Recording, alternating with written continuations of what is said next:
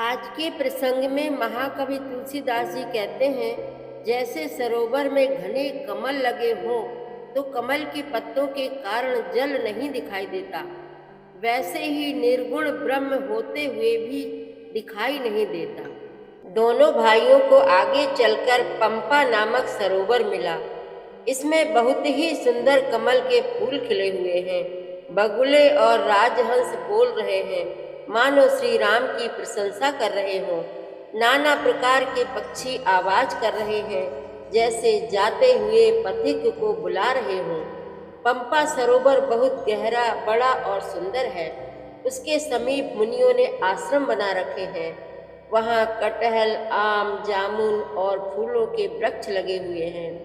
उसमें कोयल कुहू कुहू की आवाज कर रही है। इस मनोरम तालाब और जंगल को देखकर भगवान वहां रुक गए और उन्होंने सरोवर में स्नान किया। लक्ष्मण के साथ एक बड़े वृक्ष की छाया में बैठ गए। तब श्री राम ने लक्ष्मण को बहुत सुंदर कथाएं सुनाई।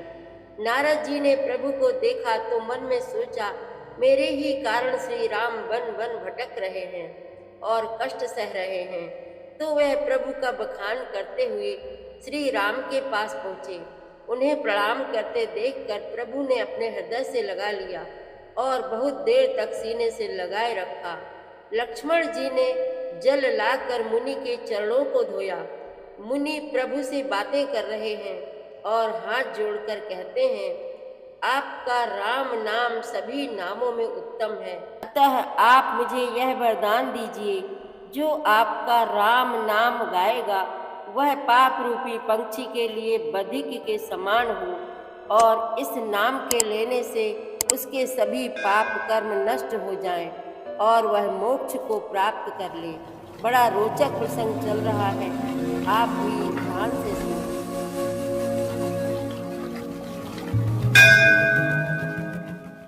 श्री रामचरितमानस पाठ को सुनने वाले सभी श्रोताओं का स्वागत है। राम राम जी। पाठ प्रारंभ करने के पहले बोलिए, सियावर रामचंद्र की जय, पवन सुत हनुमान की जय, श्री तुलसीदास जी महाराज की जय।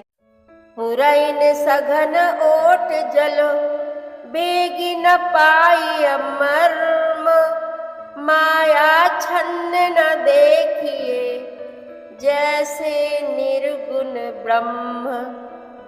घनी पुरैनों कमल के पत्तों की आड़ में जल का जल्दी पता नहीं मिलता। जैसे माया से ढके रहने के कारण निर्गुण ब्रह्म नहीं दिखता।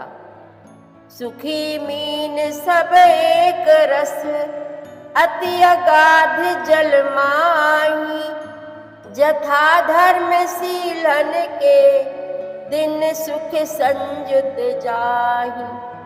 उस सरोवर के अत्यंत अथाह जल में सब मछलियां सदा एक रस एक समान सुखी रहती हैं। जैसे धर्मशील पुरुषों के सब दिन सुख पूर्वक बीतते हैं। बिकसे सरसिज नाना रंगा, मधुर मुखर गुंजत बहु भृंगा, बोलत जल कुक्कुट कल हंसा, प्रभु बिलोक जन करत प्रशंसा। उसमें रंग बिरंगे कमल खिले हुए हैं। बहुत से भौरे मधुर स्वर से गुंजार कर रहे हैं। जल के मुर्गे और राजहंस बोल रहे हैं, मानो प्रभु को देखकर उनकी प्रशंसा कर रहे हों। चक्र बाक बक खग समुदायी, देखत बनई बरनी नहीं जाई, सुंदर खग गन गिरा सुहाई, जात पथिक जनु लेते बुलाई। चक्रवाक, बगुले आदि पक्षियों का समुदाय देखते ही बनता है, उनका वर्णन नहीं किया जा सकता। सुंदर पक्षियों की बोली बड़ी सुहावनी लगती है, मानो रास्ते में जाते हुए पथिक को बुलाए लेती हूँ। ताल समीप मुनि निग्रह छाए, चहुदिशि कानन बिटप सुहाए, चंपक बकुल कदम्ब तमाला, पाटल पनस परास रसाला। उस झील पंपा सरोवर के समीप मुनियों ने आश्रम बना रखे हैं। उसके चारों ओर वन के सुंदर वृक्ष हैं, चंपा, मौलसिरी, कदम्ब, तमाल, पाटल, कटहल, ढाक और आम आदि। नव पल्लव कुसुमित तरुणाना, चंचरीक पटली कर गाना। शीतल मंद सुगंध सुभाऊ, संतत बहई मनोहर बाऊ। बहुत प्रकार के वृक्ष नए नए पत्तों और सुगंधित पुष्पों से युक्त हैं, जिन पर भंवरों के समूह गुंजार कर रहे हैं। स्वभाव से ही शीतल मंद सुगंधित एवं मन को हरने वाली हवा सदा बहती रहती है। कुहू कुहू को कुल धुनि करही, सुनि रब सरस ध्यान मुनि टरही। कोयलें कुहू कुहू का शब्द कर रही हैं। उनकी रसीली बोली सुनकर मुनियों का भी ध्यान टूट जाता है। हल भारन नमि बिटप सब, रहे भूमि नियराई। पर उपकारी पुरुष जिमि, न वही सुसंपत्ति पाई।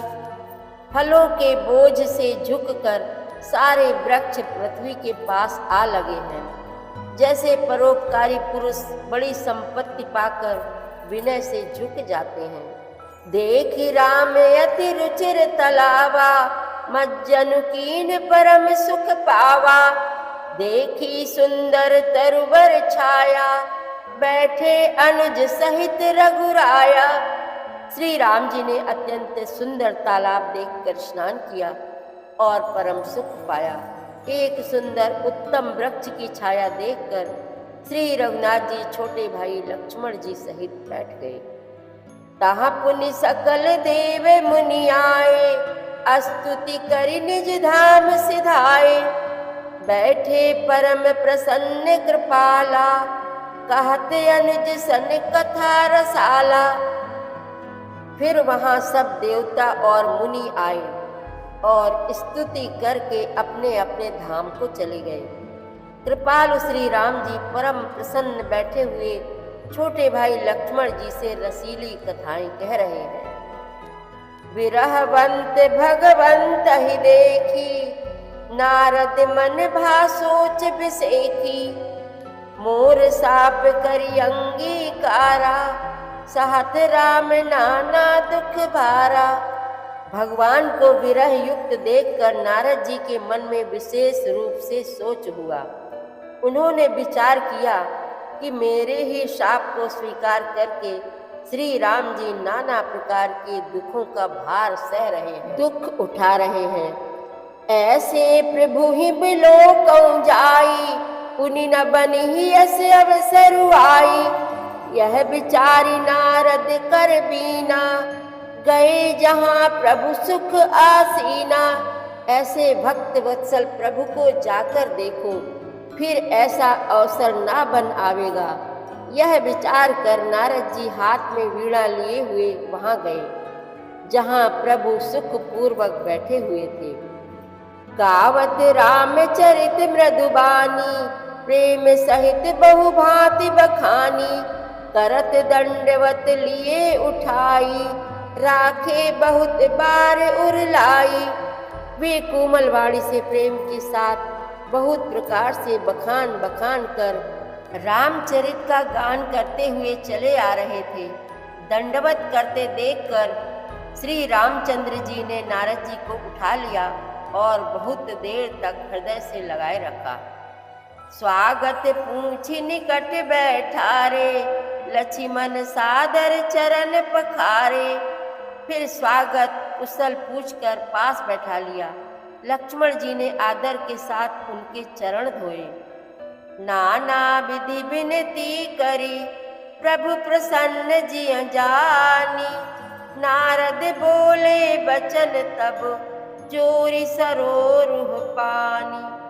बहुत प्रकार से विनती करके और प्रभु को मन में प्रसन्न जानकर तब नारद जी कमल के समान हाथों को जोड़कर वचन बोले। सुनहु उदार सहज रघुनायक, सुंदर अगम सुगम वरदायक। देहु एक बर मागो स्वामी, यद्यपि जानत अंतर जामी। हे स्वभाव से ही उदार श्री रघुनाथ जी, सुनिए, आप सुंदर, अगम और सुगम वर के देने वाले हैं। हे स्वामी, मैं एक वर मांगता हूँ, वह मुझे दीजिए। यद्यपि आप अंतर्यामी होने के नाते सब जानते ही हैं। जानहु मुनि तुम मोर सुभाऊ, जन सन कबहु की करऊं दुराऊ। कवन वस्तु अति प्रिय मोहि लागी, जो मुनिवर न सकहु तुम मागी। श्री राम जी ने कहा, हे मुनि, तुम मेरा स्वभाव जानते ही हो। क्या मैं अपने भक्तों से कभी कुछ छिपाव करता हूँ? मुझे ऐसी कौन सी वस्तु प्रिय लगती है जिसे हे मुनि श्रेष्ठ तुम नहीं मांग सकते। जन कहूँ कुछ अदेय नहीं मोरे, अस विश्वास तजहु जनि भोरे। तब नारद बोले हर साई, असबर मांगऊं करऊं ढिठाई। मुझे भक्त के लिए कुछ भी अदेय नहीं है, ऐसा विश्वास भूलकर भी मत छोड़ो। तब नारद जी हर्षित होकर बोले, मैं ऐसा वर मांगता हूँ, यह धृष्टता करता हूँ। यद्यपि प्रभु के नाम अनेका, श्रुति कह अधिक एक ते एका। राम सकल नामन ते अधिका, हो नाथ अग खग गण बधिका। यद्यपि प्रभु के अनेक नाम हैं और वेद कहते हैं कि वे सब एक से एक बढ़कर हैं, तो भी हे नाथ, राम नाम सब नामों से बढ़कर हो और पाप रूपी पक्षियों के समूह के लिए वह बधिक के समान हो। राकार जनी भगति तब, राम नाम सोई सोम। अपर नाम उडगन विमल, बसहु भगत उर व्योम।